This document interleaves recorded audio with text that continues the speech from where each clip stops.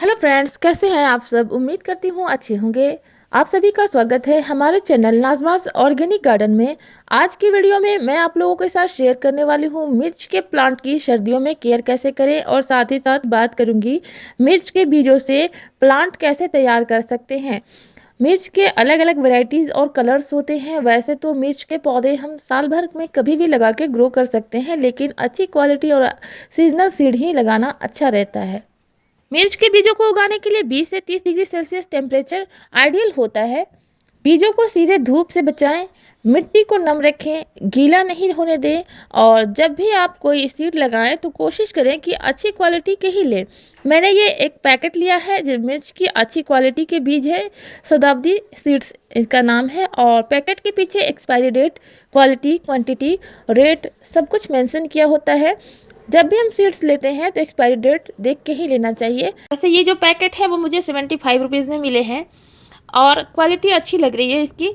लेकिन अगर आपके पास ये बीज नहीं भी है तो भी आप घर पे जो हमारे मिर्च होते हैं उससे भी आप नए पौधे तैयार कर सकते हैं, या पुराने जो पौधे हैं उससे भी मिर्च जो पके हुए होते हैं उनके बीजों से नए पौधे तैयार कर सकते हैं। लेकिन इस बात की कोई गारंटी नहीं होती है कि इसमें फ्रूटिंग कब होगी।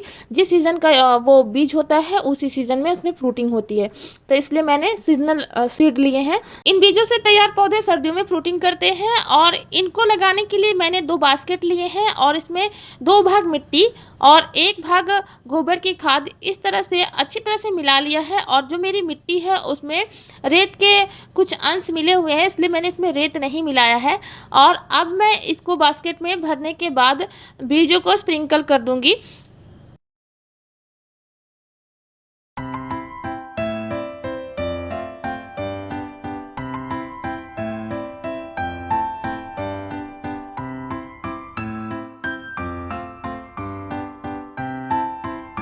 तो दोस्तों यहाँ पर आप देख सकते हैं कि मैंने इन बास्केट्स में मिर्च के बीजों को स्प्रेड कर दिया है, और इसके ऊपर से मिट्टी की हल्की लेयर बिछा दी है। अब हमारा जो पौधा है वो 7 से 8 दिनों में ही जर्मिनेट हो गया था, बहुत ही अच्छी तरीके से। यहाँ पर आप देख पा रहे हैं कि मिर्च का पौधा कितने अच्छे से जर्मिनेट हुआ है। दोस्तों, मैं किसी भी सीडलिंग ट्रे का यूज़ नहीं करती हूँ, मैं किसी बास्केट में अपने इन बीजों को जर्मिनेट कर लेती हूँ। पिछली वीडियो में आप लोगों ने देखा है कि मैंने अपने कुछ सीड्स को कार्डबोर्ड बॉक्स में भी जर्मिनेट किया था। तो इस तरह से मैं अपने इन सीड्स को जर्मिनेट करती हूँ, और बहुत ही अच्छा रहता है। सीडलिंग ट्रे से भी अच्छा रहता है। हम किसी भी तरह की मिट्टी इसमें तैयार करते हैं तो हमारा पौधा जर्मिनेट हो ही जाता है, क्योंकि इसमें मिट्टी ज़्यादा रहती है। तो इस तरह से आप भी अपने घर पे ही इन बीजों को उगा सकते हैं। दोस्तों, मुझे अलग अलग वैरायटीज़ के चिली सीड्स लगाने बहुत अच्छे लगते हैं, और इसलिए मैंने अलग अलग क्वालिटीज़ और वैरायटीज़ के चिली सीड्स को लगाया है अलग अलग जगहों पे। कुछ को मैंने बास्केट में लगाए हैं, और कुछ को मिठाई वाले डब्बे में लगाए हैं, और कुछ सीड्स को मैंने लगाए हैं फ्रूट क्रेट्स में। और यहाँ पर सबकी जर्मिनेशन अच्छे से हुई है। छोटे छोटे यहाँ पे आप देख पा रहे होंगे कि इनकी सीडलिंग्स तैयार हो गई हैं। इसके 8 दिनों के बाद जब इनमें ट्रू लीव्स आ गए तो मैंने इसको कुछ टेरेस गार्डन में और कुछ को मैंने किचन गार्डन में ट्रांसप्लांट किया था। मिर्च के पौधे को ट्रांसप्लांट करने के लिए बीज बोने के 22 से 25 दिन बाद पौधा तैयार हो जाता है, और उस समय आप ट्रांसप्लांट कर सकते हैं। ट्रांसप्लांट करने के 55 से 60 दिन बाद आपके जो पौधे हैं उनमें फूल बनने शुरू हो जाते हैं।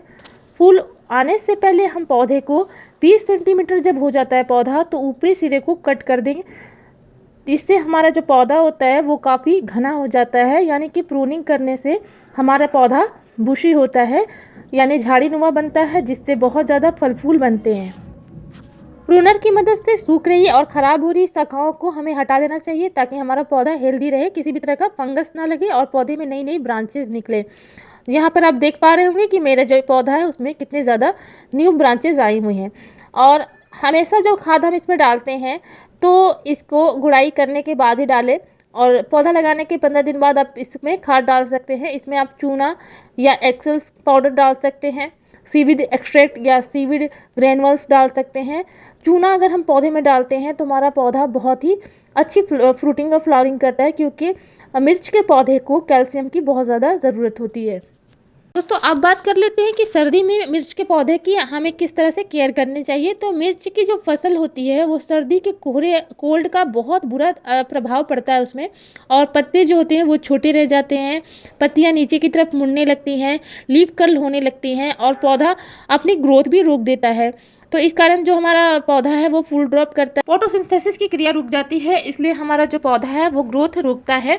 पौधा जो हमारा मिर्च का होता है वो सन लविंग प्लांट होता है, इसमें बहुत ज़्यादा धूप की ज़रूरत होती है और बहुत ये जो पौधा होता है वो कोहरे से और ठंड से इनके पत्तियों में लीफ कर्ल की प्रॉब्लम होती है और पत्तियां ग्रोथ भी बहुत कम करता है प्लांट।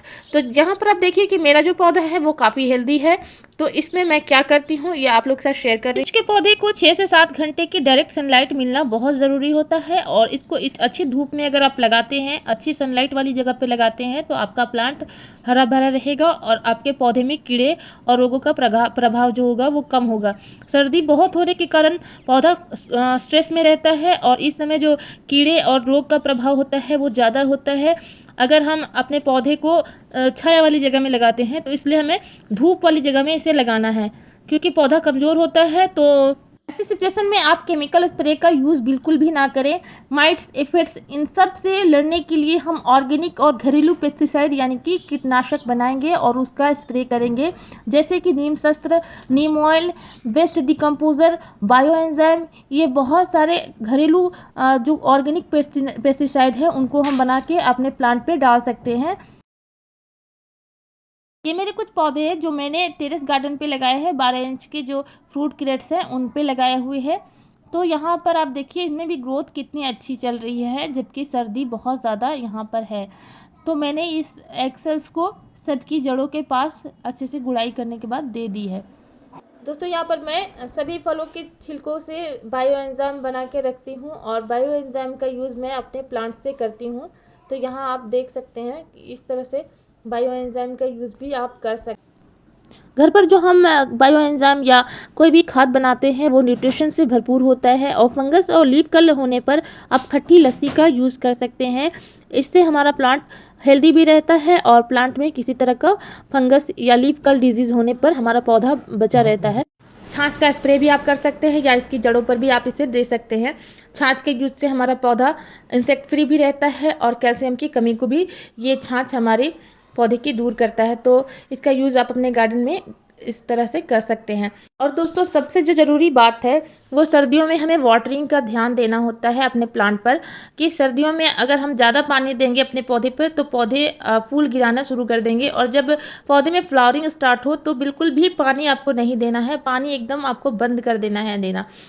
बिल्कुल 3-4 दिन होने पर भी पानी देंगे तो भी काफ़ी होगा आपके पौधे पर, क्योंकि अगर हम इसमें पानी देते रहेंगे तो हमारा पौधा फूल झड़ना शुरू कर देगा, यानी कि इसमें फ्लावर ड्रॉपिंग होने शुरू हो जाएंगे।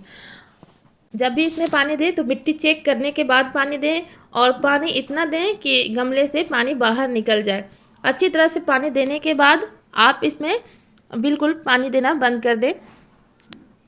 ओवर वाटरिंग जब हम अपने प्लांट पे करते हैं तो हमारा पौधा स्ट्रेस में चला जाता है, हमारे पौधे में सर्दियों का ज़्यादा प्रभाव देखने को मिलता है। दूसरी बात यह है कि आपको जब आपका प्लांट फ्लावरिंग करे तो बिल्कुल भी गुड़ाई करना बंद करना है। गुड़ाई एकदम आपको नहीं करना है, क्योंकि उसकी जड़ों को डैमेज होता है और पौधा फिर स्ट्रेस में जाता है और उससे भी फूल गिरने शुरू हो जाते हैं। तो बिल्कुल हल्की गुड़ाई अगर करना है तो हल्की गुड़ाई ऊपर ऊपर करें, जड़ों की गहरी गुड़ाई आपको एकदम ही नहीं करनी है। जड़ों के पास अगर आप गहरी गुड़ाई करेंगे तो इनकी जड़ों को टूटने का भी डर होता है।